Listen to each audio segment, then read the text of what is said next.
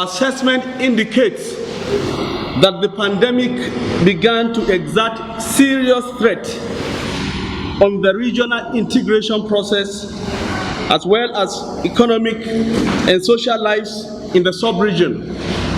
Our findings show that revenue from commodity prices began to plummet drastically in the sub-region. Our appraisal reveals a high inflationary pressure due to shortages in food and pharmaceutical supplies. And our survey reveals a slowdown in investment, an increase in unbudgeted health spending. Our forecast shows a likely fall in the economic growth rate of the sub-region to as low as 1.8% if the pandemic persists beyond August 2020. Worried by this concern, the ECOWAS Authority of Heads of State and Government held an extraordinary session via a video conference on 23rd April 2020 and appointed Nigeria's President Muhammadu Buhari as the organization's COVID-19 response coordinator. We call on the cancellation of public debt and review of private debt of West African countries.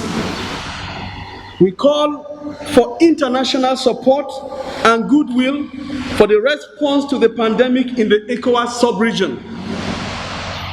We appeal to citizens returning to the sub-region to cooperate with authorities and apply themselves to relevant guidelines. We call for maximum cooperation of all citizens in the sub-region and to cooperate with governments and authorities in order to collectively overcome this pandemic. Finally, we appreciate the pains of all citizens. We commend health workers and essential service providers who are on the front line. We condole with families who have lost loved ones. We must continue to look up to God in our prayers. We must continue to cooperate with government, and we must continue to show responsibility by adhering to guidelines. Together with the grace of the Almighty God, we shall defeat this pandemic the same way and manner we defeated the Great Plague of Marseilles of 1720, the cholera outbreak of 1820, the Spanish flu of 1920. Once again, we thank you very much, and may God bless you all. Thank you very much.